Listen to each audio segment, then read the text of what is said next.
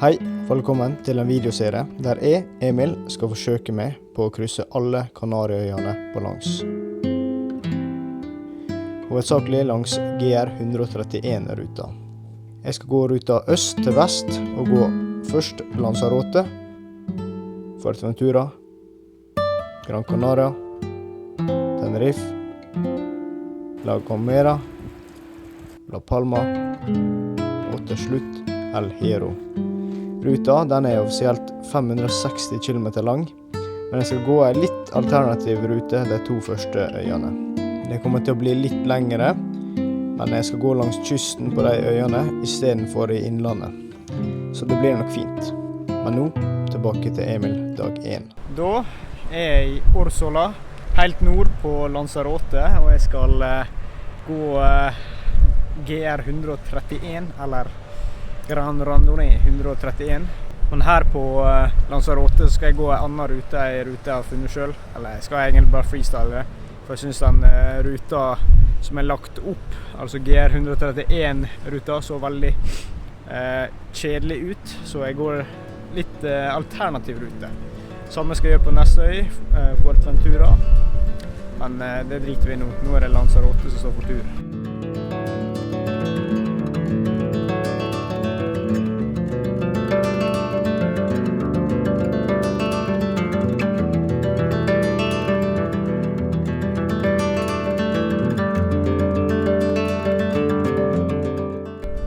Tenkte jeg går opp fjellet her og puster peser, men det er umulig å la være å smile. Jeg er så glad bare for å være her. Jeg elsker å gå på tur. Jeg vet, det er mulig å sette ord på hvorfor jeg liker det så godt, men det er bare helt fantastisk følelse. Bare, ja, gå fra A til B, og that's it, det er det du skal gjøre I løpet av dagen. Pass på å spise og drikke. Nei, det er bare urmenneske på en måte. Det er... helt fantastisk.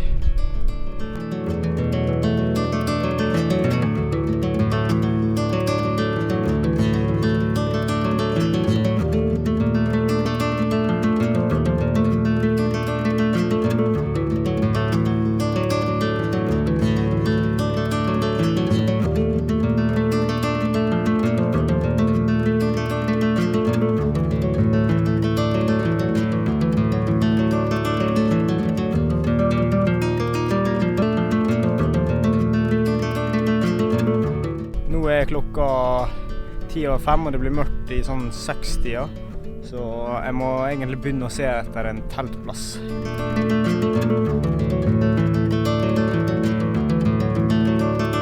Ok, klokka den er straks 6, og jeg har funnet meg en liten plass å sette opp teltet.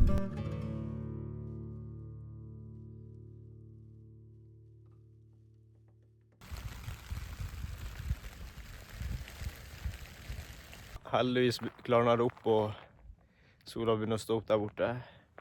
Så regnet har flyttet seg bortover dit det skal egentlig, men jeg tipper det var det for regn I dag.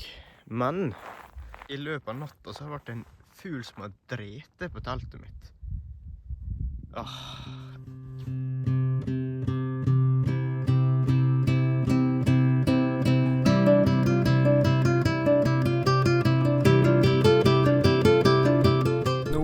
På det høyeste punktet på Lanzarote, eller det høyeste punktet jeg skal innom på Lanzarote, mer riktig å si. 634 meter over havet. Her kan man se egentlig resten av det jeg skal gjennom på Nøya.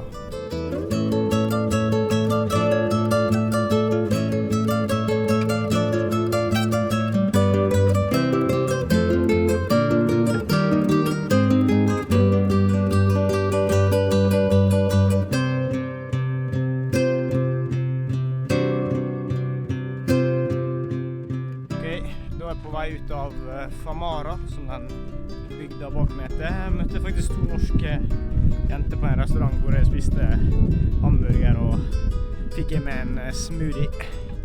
Og nå er det ut på tur igjen, på vei mot en vulkan.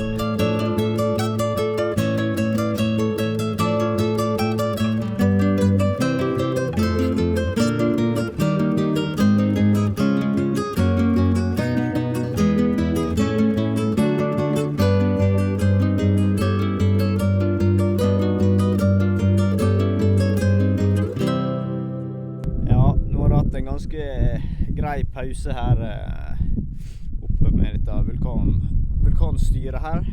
Tørka teltet litt, for det var jo våtnepakket på grunn av regnet. Så jeg har gått 20 km så langt, og jeg tenker det blir kanskje 5 km til før jeg slår opp telt og call it a day.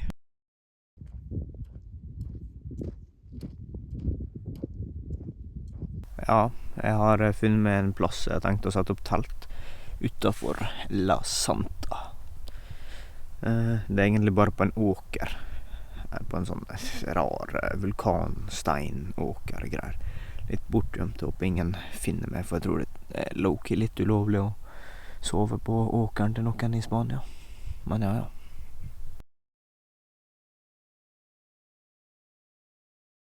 Ja, da var det en ny dag. Jeg ligger jo utenfor La Santana, kanskje 3 kilometer, så jeg tenker i dag skal bli en rolig dag.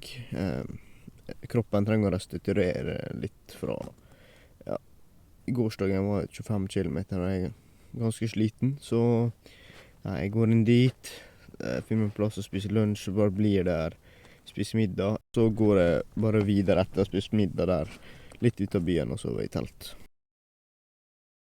Ja, nå har jeg funnet meg litt av sånn fotball- eller basketballbane som er innmuret her i La Santa. Så jeg tenker egentlig bare tilbringe dagen her, slappe av, gå minst mulig, egentlig bare for å la beina restituere. Det er veldig viktig på sånne turer. Jeg har brent meg før på det å begynne alt for hardt, og så går det på en skade, og så er jo hele turen ødelagt. Så det er de 2 siste sånne langturene mine.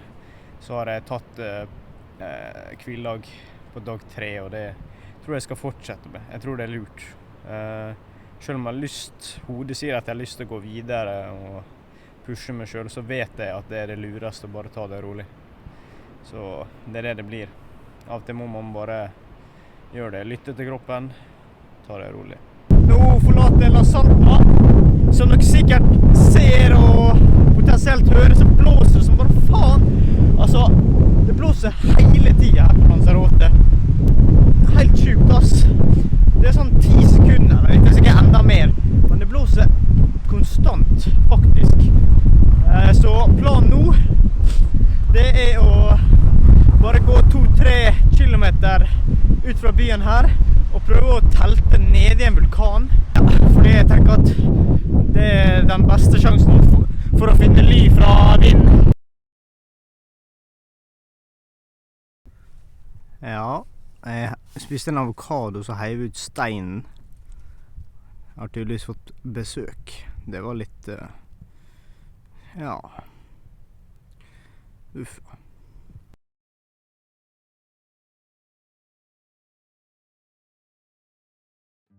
Ja, god morgen. I det jeg forlater vulkanhullet her 7:50 på morgenen. Ja, i dag så er egentlig planen bare å gå så langt som mulig. Hvor jeg skal slå opp telt, det er null peiling på, men tar det sånn som det kommer. Jeg har lyst til å gå over 25 kilometer i dag. 25 eller mer. Det er liksom målet. Så får vi se hvor langt det faktisk blir.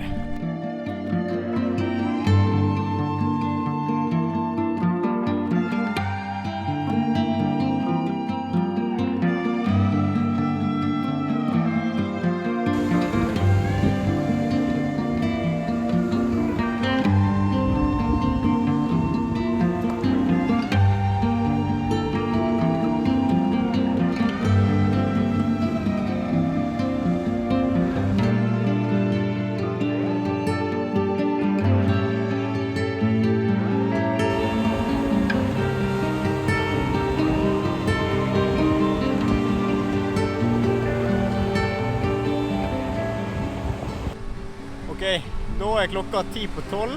Da tenker jeg på tide med lunsj og bading.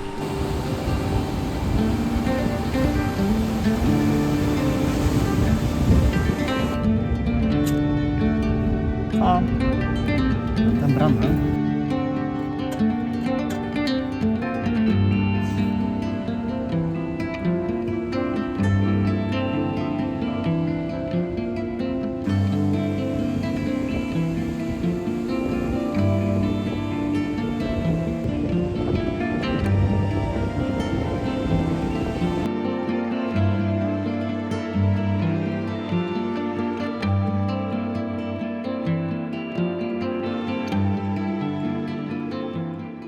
Nei, det var en slitsom dag i dag, ass.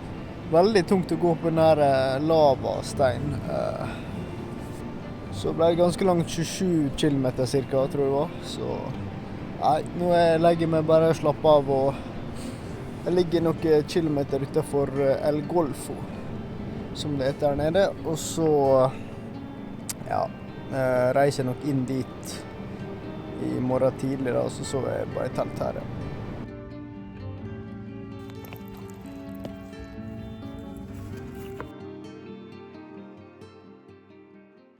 Ja, da er klokka 7:30, så da er det egentlig bare å pakke ned teltet og prøve å komme seg inn til El Golfo og finne noe frokost.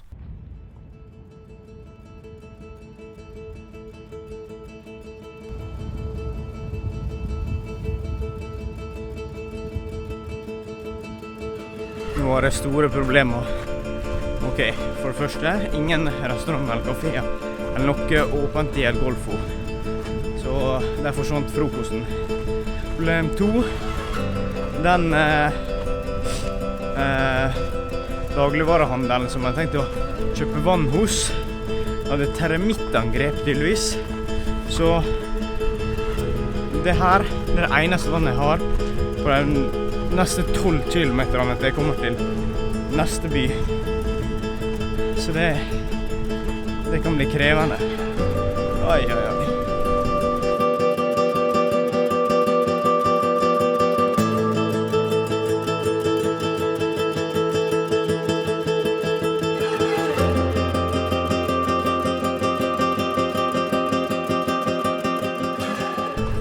Ok, jeg må snakke litt lavt til for noen hører meg, fordi jeg går i en militærsone her, plass som det er ulovlig å være.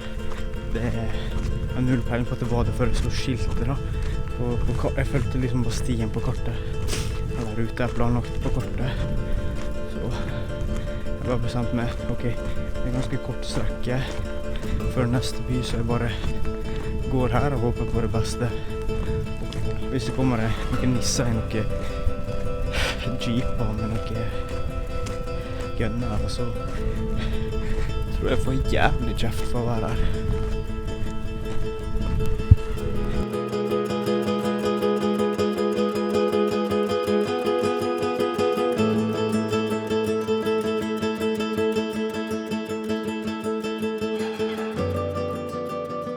Ja, jeg kom frem til bygda her. Og så gikk jeg inn på Google Maps for å få liksom oversikt over om det var dagligvarebutikkene og restaurantene hvor de var. Finne ut at det er 0 dagligvarebutikker her. En restaurant som åpnet 12:30, og klokka var da sånn 11:15. Og så tenkte jeg, fy faen, for jeg er tom for vann, sant? Og så går jeg opp dit da. Nei da, de er stengt på grunn av ferie og åpner opp i morgen. Så ser jeg at han driver og vasker og styrer der inne, så bare sier jeg Olla og greier å prate med han fyren, så han som drev og vasker her. Så jeg fikk kjøpt 1,5 liter iskaldt vann. Så nå er egentlig planen bare å komme seg ned til Playa Blanca. Jeg vet ikke helt hvor langt det blir egentlig. Det er et lite stykke, kanskje 10 kilometer, noe sånt.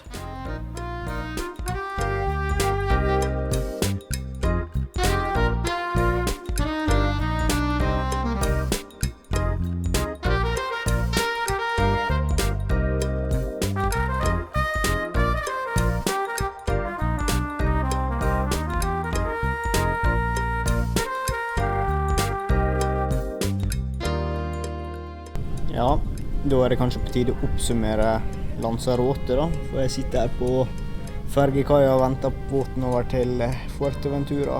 Coralejo heter byen jeg skal til. Der tenker jeg kanskje prøve å ta hviledag. Det har vært ganske tungt både i går og i dag. Overraskende tungt faktisk, så jeg skal prøve å være der 2 netter. Men det er vanskelig å finne hotell, alt er ferdig boka, fullboka, virker det som. Så jeg får bare gå innom noen hotell og spørre om de har plass, eller så får jeg bare sove på stranda eller et eller annet. Jeg finner vel ut av det, håper jeg. Men ja, Lanzarote, det har nå vært fint. Jeg er glad for at jeg tok den alternative ruta, for jeg har sett noen videoer på den faktisk GR131-ruta, og det virker finere der jeg gikk i forhold til de videoene. Så favorittstrekket mitt må vel egentlig være første dagen. Når jeg gikk langs den ryggen oppe på høyda der, og det var egentlig det fineste med hele turen, vil jeg si.